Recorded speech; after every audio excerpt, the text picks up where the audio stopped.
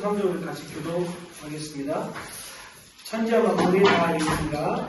오늘 주가 하시던 일을 일곱째 날에 마치시니 그가 하시던 모든 일을 마치고 일곱째 날에 안식하시니라. 하나님 일곱째 날에 독주가 거룩하게 하셨으니 이는 하나님이 그 창조하시며 만드시던 모든 일에 마치시고 이 날에 안식함이라 합니다. 아까 우리가 이 샤밧이잖아요. 샤밧. 이건 지금 잠깐 설교 전에 잠깐 나누기 원해서 나눈 건데 샤밧인데 이 샤밧의 본질적으로는 하나님의 킹덤을 경험하는 날이에요. 하나님의 킹덤. 우리가 물론 월화 수목 금토일을 통해서 하나님의 킹덤이 이 땅 가운데 실현되는 걸 소망하지만 우리에게 하나님께서 또 이 안식일을 통해서 일곱째 날에 복을 내리셨다고 했잖아요. 이 복된 날을 누릴 수 있는 방법은 복을 받는 방법이에요. 제가 얘기하고 있는 기독신앙을 얘기하는 게 아니라 하나님이 실제적인 통치를 이뤄내는 그 복이 이 안식일에 임하게 됩니다. 그래서 실은 이 샤밧에는 자녀와 아내와 가족에게 하나님의 온전한 그 블레싱이 임하는 것이기 때문에 유대인에게 이 속성이 가장 잘 나와 있는 건 뭐냐면 안식일날 아빠가 아내를 자녀를 블레싱 해주고 축복 기도해주는 게 있어요. 이게 되게 중요하기 때문에 그래서 이제 그때 무슨 기도를 하냐면은 각자 필요한 것을 위해서 그때 기도하는 시간을 갖는 게 이 샤밧 때 특징적인 거예요. 왜 그러냐면 하나님의 킹덤을 맛보는 거예요. 킹덤을 맛보는 아주 중요한 부분이기 때문에 그렇습니다. 그래서 실은 우리 매주 이제 샤밧을 했는데 우리 가족도 매주 샤밧을 하는데 여러 가지 사정 때문에 못하긴 하는데 한번 우리 팀 오기 전에 동수 목사님들도 팀 오기 전에 우리가 팀 오기 전에 다 같이 한번 샤밧을 해서 샤밧이 어떤지 한번 경험하는 시간을 좀 가지시면 좋을 것 같았습니다. 갈 것 같아서 이 말씀 드렸습니다. 자, 오늘 말씀은 창세기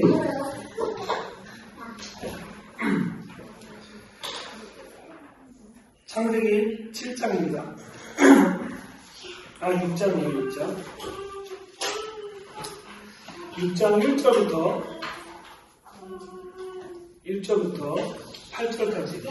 6장 1절부터 8절까지입니다. 창세기 6장 1절부터 8절까지 우리 같이 교독하겠습니다. 사람이 땅 위에 번성하기 시작할 때 그들에게서 딸들이 나니 하나님의 아들들이 사람의 딸들의 아름다움을 보고 자기들의 부모를 하는 것이라. 여호와께서 가라사대 나의 신이 영원히 사람과 함께 하지 아니하리니 이는 그들의 육체가 됨이라. 그러나 그들의 날은 120년이 되리라 하시니라. 당시에 야곱의 내비님이 있었고 그들에도 하나님의 아들들이 사람의 아들들에게 주어도 워낙 축복을 나왔으니 그들의 뭉쳐라 그들의 명성이 사람들이었다. 여호와께서 사람의 죄악이 세상에 관영하노라. 그 마음의 생각의 모든 계획이 악한 것을 보시고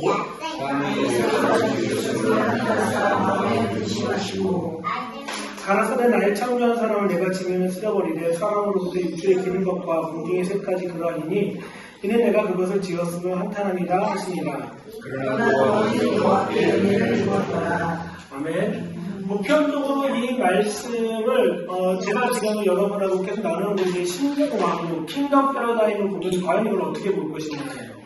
보편적으로 많은 분들이 여기 네피림이나 사람들의 아들이나 어떻게 죄를 지었는지 죄에 관한 것을 뽑아준다면은 가장 중요한 거는 4절이에요. 당시에 땅에 네피림이 있었고 후에도 하나님의 아들들이 사람의 딸을 취하여 자식을 낳았으니 그들의 용사라 그 고대에 유명한 사람이 되었더라라고 얘기하고 있습니다.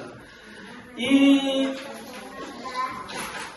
창세기 이후에 특별히 창세기 3장 이후에 처음으로 인간의 정부가 수립이 되면서 인간 스스로가 하나님께 대적하는 것들을 보여주고 있는 모습이 이 부분인데 하나님의 아들들이 사람들을 취하여 자식을 낳았으니라고 표현합니다.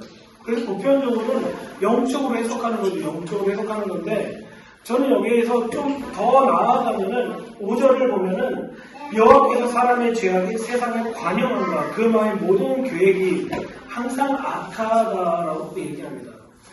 그래서 우리가 이제 워치만이나 많은 분들이 죄에 관한 것을 포커스 둬요. 죄에 관한 것. 근데 과연 죄의 본질이 뭘까요? 죄의 본질이 에덴 동산에서의 신정 왕국이 있었습니다. 킹덤이 있었어요. 하나님의 실질적인 통치가 이루어지는 것이 있었는데 죄의 본질이 뭐냐면 하나님의 통치를 거절하는 것이 죄의 본질인 거죠.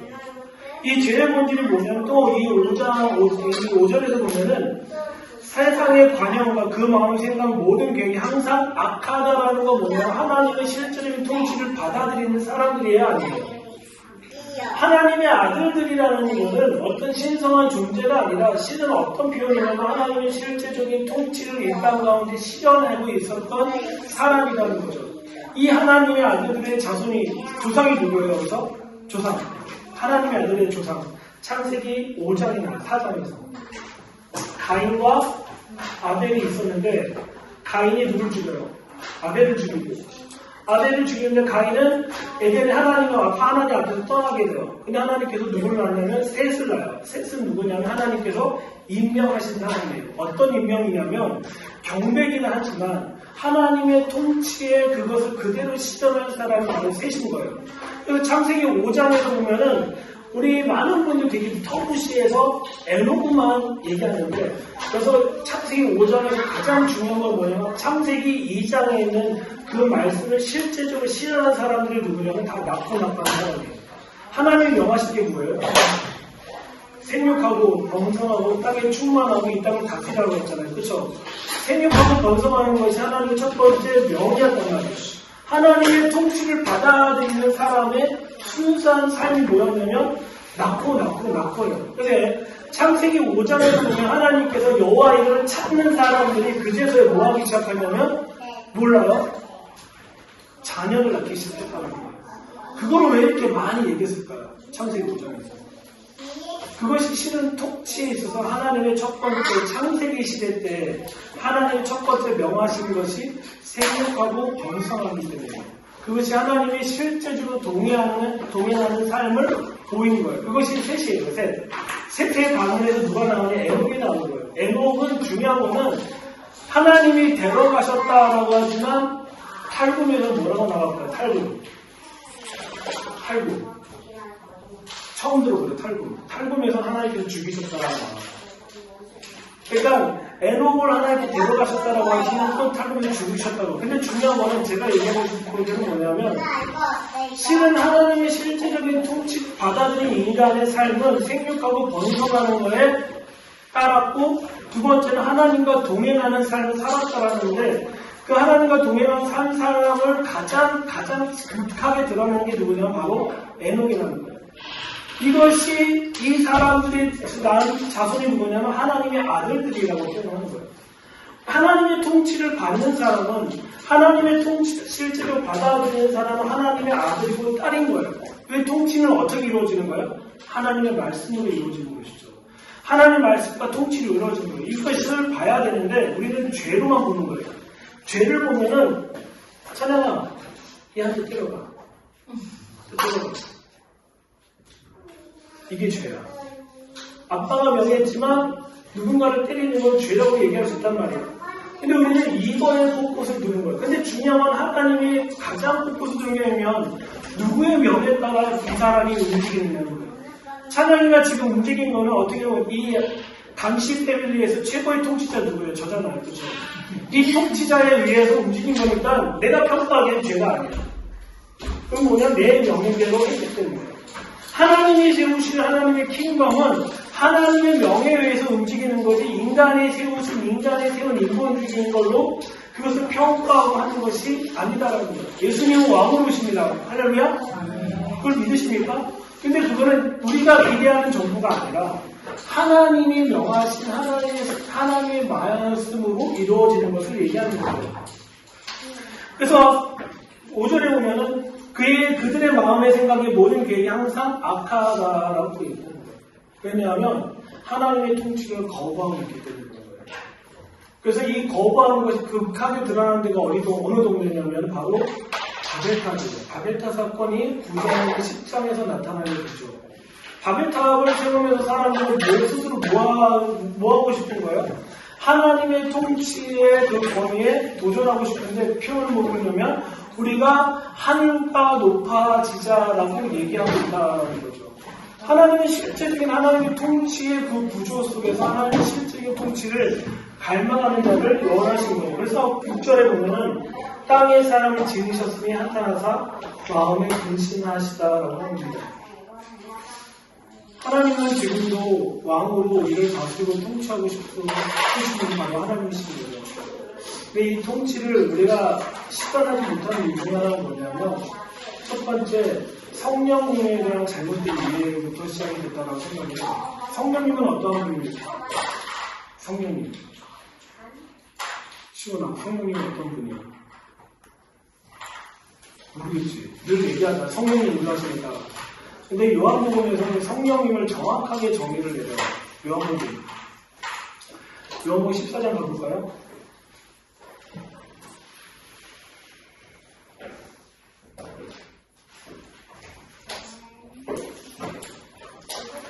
장 26절이에요.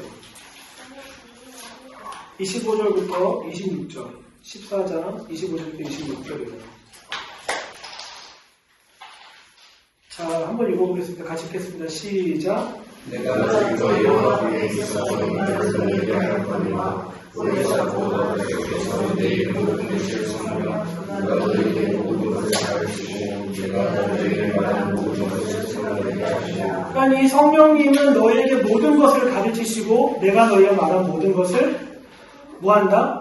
기억나게 하시는 분이 바로 성령님이라고 얘기하고 계시는 거죠. 근데 이 영은 어떤 분이냐면 하나님의 통치를 받아들이는 사람들이 이 말씀이 그대로 적용이 되는데 하나님의 통치를 안 받아들이는 사람은 어떻게 되는 거냐면 17절에 요한복음 14장 17절에 보면 저는 진리의 영이라 세상은 저들이 저를 받지 못하니 이는 저를 보지도 못하고 알지도 못하며 그러나 너희는 저를 아나니 저는 너희와 함께 거하시므로 너희 중에 계시니 이분이 누구냐 바로 성령님이라는 거예요. 세상 사람은 성령님을 받을 수 없어요. 왜냐하면 하나님의 통치를 받지 않고 있기 때문에 그래요. 정확한 킹덤 패러다임에서 제일 중요한 건 우리가 성령을 받았느냐 안 받았느냐 방언을 했느냐 안 했느냐로 자꾸 우리는 평가하지만 저는 여기에서 신령하고 킹덤 패러다임을 보면은 너희가 정말 하나님께서 말씀을 성령을 받았다라면은 하나님 말씀이 너희 안에서 기억나게 하고 그분이 그 가르치는 것대로서 너희가 살고 있느냐라는 거죠. 그러면 우리 또 질문하는 거죠. 그 성령님은 뭘 가르치시고 뭘 기억하시는데 그렇죠? 그러면 16장을 볼게요. 요한복음 16장.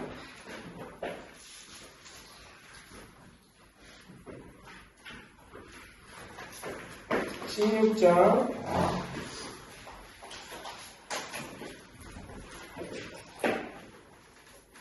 13절 16장 13절이요. 16장 13절 같이 한번 읽어보겠습니다. 시작. 그러나 너희를 모든 지혜 가운데로 인도하시니 그가 서로 말하지 않고 오직 듣는 것을 말하시고 너희를 너희에게 알려주시리라. 그러니까 성령님은 스스로 얘기하지 않습니다. 그러니까 성부, 성자, 성령 이 세 분이 합의한 이것을 태초 전부터 계획된 모든 것만 얘기하시는 분이 성령님이시지 자의를 얘기하지 않으신다는 거죠. 우리는 이제 성령의 인도하심을 받는다고 하지만 때로는 하나님 제가 오늘 바나나를 먹을지 탁구를 먹어야 될지 저에게 말씀해 주십시오. 물론 성령님은 하나님이 인자하시기 때문에 얘기를 해주시지만 성령님의 본질적인 건 뭐냐면 장래 예정에 관한 것들, 장차 이루어질 것들, 하나님의 장차 완성할 그분의 킹덤, 데어도의 킹덤, 신령 왕국이 이루어질 거에 대해서 하나님은 얘기하고 싶은데 우리가 그게 관심이 없으면 들을 수가 없는 거죠.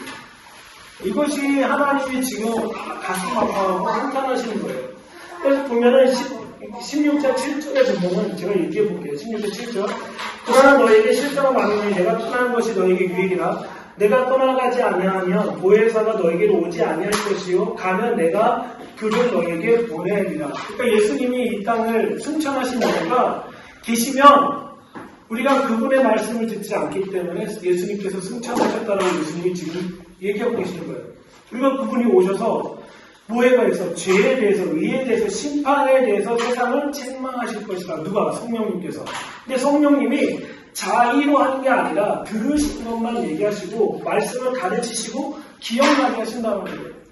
우리가 지금 해야 될 거는 말씀을 기억나게 되고 가르쳐야 되는데 중요한 건 이것을 하려면 말씀을 먹지 않으면 전혀 될 수가 없다고 합니다. 하나님의 킹덤에 성경 66번은 지금 법정이 있어요. 우리에게. 하나님의 킹덤을 다루는 그 법정.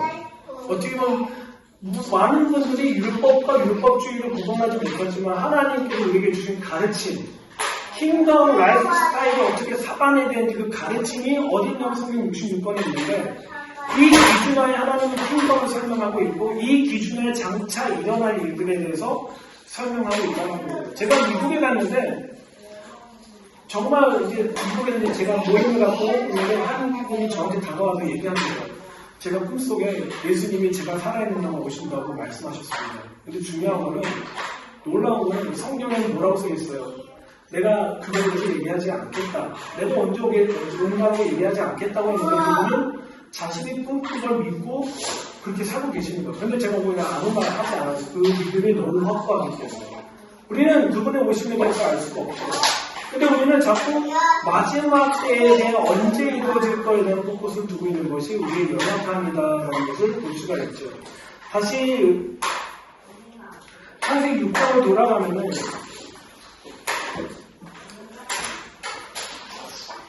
7절입니다. 6장 7절에 보면은 가라사대 나의 창조한 사람을 내가 지면에서 쓸어버리되 사람으로부터 육축이 기는 것과 공중의 새까지 그러하니 이는 내가 그것을 지었음을 한탄함이다라고 얘기합니다. 실은 우리의 죄의 근본은 하나님의 실제적인 말씀의 통치가 이루어지지 않게끔 방해하는 것이 우리의 죄의 근본이라는 거죠. 만약에 아까 제가 찬양이한테 시온이한테 때리라고 했을 때 찬양의 도덕적인 관점에서는 때리면 안 되지만 실제적인 통치자가 누구인지 인정했을 때는 그것이 실제로 드러나게 되는 것을 볼 수가 있다. 제가 잘했다라는 게 아니에요. 하나님은 철저하게 그분의 통치 기준을 말씀을 통해서 이루어내고 있는 과정 속에 있습니다. 근데 우리는 뭘로 이걸 방해하냐면 교리로 방해하고 있고 종교적인 행사로 방해하고 있기 때문에 그런 거예요. 교회에서는 더 이상 예수님의 재림에 대해서 얘기하지 않는 이유가 뭘까요? 교리가 있기 때문에 그래요. 종교적인 거예요. 종교라는 거는 사람들이 요구하는 것을 들어주고 사람들이 원하는 것을 해결해주는 것이 종교적인 거예요. 왜 우상을 만들었을까요? 왜 우상을 만들었을까요? 나의 필요와 나의 욕망을 우상을 통해서 드러내기 위해 했던 거예요.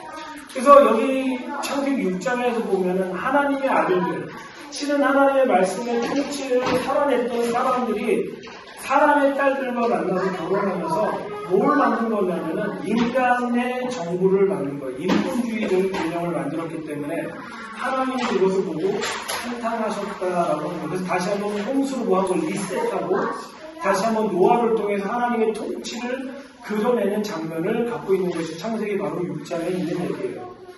그래서 8절에 보면은 그러나 노아는 여호와께 은혜를 입었다라고 합니다. 은혜를 입었다라는 것은 그분에게 그냥 준 게 아니라 그분의 눈 속에서 뭐가 있다고 발견한 거예요. 힘겨운 태이라는 건데 수동태예요. 그분의 눈에 있는 걸 능동태로 그것을 내가 발견한 거예요.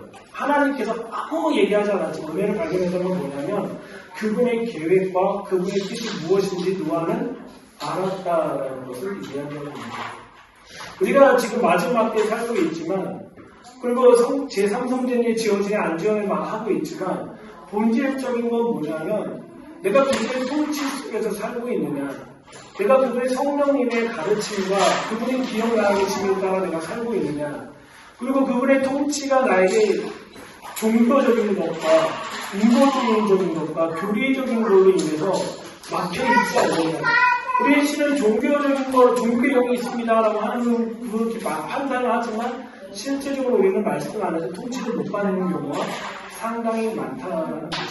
하나님은 찬양이를 통해서 하나님의 말씀으로 통치하고 싶은 것이 있다는 거예요. 그게 하나님의 계획이에요. 하나님은 시온을 통해서 이 땅 가운데 통치하고 싶은 거예요. 하나님은 정시온을 통해서 하나님의 온전한 말씀을 가지고 이 땅을 다스리고 통치하고 싶은 거예요. 그걸 언제까지냐면 이 통치가 불완전하다는 걸 인정하는 거예요. 첫 번째. 기다릴 수 있는 게 아니에요. 그렇기 때문에 누굴 기다려야 됩니까? 예수님을 기다릴 수밖에 없다라는 걸 얘기하는 거죠. 그래서 이 통치가 아까 창세기 2장에서 하나님께서 온전한 복을 주셨잖아요. 이 통치가 첫 번째 가장 조그만 그룹은 어디냐면 바로 가정으로부터 시작이 된다는 거예요. 그래서 남자는 그 통치를 받는 것이 익숙해야 되고 당연시 되는 자로 생각합니다. 그래서 종교적인 거 제가 많이 이제 강의하고 생각해 보지만 우리는 자꾸 죄의 포커스를 두면은 하나님의 본질적인 통치에 대해서 전혀 이해하지 못하고 있다는 거예요. 그러니까 우리 아이들이 잘못한 거에 포커스를 두면은 왜 너 이게 잘못했냐고 하지만 다른 말로 하면 왜 하나님의 통치를 너는 온전히 받아들이지 않느냐라고 얘기하는 것이 정확한 표현인 것이죠. 그것이 우리의 죄예요. 아담과 하와가 원죄를 지은 건 선악과를 먹은 게 아니라 더 큰 거는 뭐냐면 뭐에 관한 거냐면 하나님이 하지 말란 그 통치의 언어를 받아들이지 못한 거. 그거다라고 생각을 하는 거죠. 우리가 이 시대 가운데 그분의 통치가 실제적으로 이 땅 가운데 이루어질 걸 소망하고 그리고 완전한 통치를 가져오실 예수님을 우리가 더 기대하고 소망하는 시간이 되었으면 좋겠습니다. 자, 기도하고 마치도록 하겠습니다. 하나님 감사합니다. 당신의 온전한 통치를 우리 삶 가운데 입으시고 그 말씀의 통치가 우리에게 실제적으로 일어나게 하여 주시기 바랍니다. 통치의 왕이신 분, 이스라엘을 다스리고 통치하고 이 땅에 다시 오신 예수와 우리가 먼저 그 말씀을 살아내게 하여 주시고 내 안에 계신 성령님께서 그 말씀을 가르치시고 기억나게 하여 주시고 그 말씀으로 말미암아 내가 온전히 당신에게 지배를 당하며 통치를 당하며 살아낼 수 있도록 우리를 인도하여 주십시오. 우리의 삶은 경배의 삶이고 살아갈 수 있도록 우리를 이끌어 주시고 인도하여 주십시오.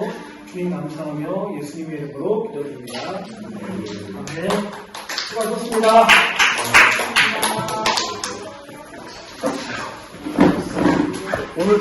오늘따라 바쁘네.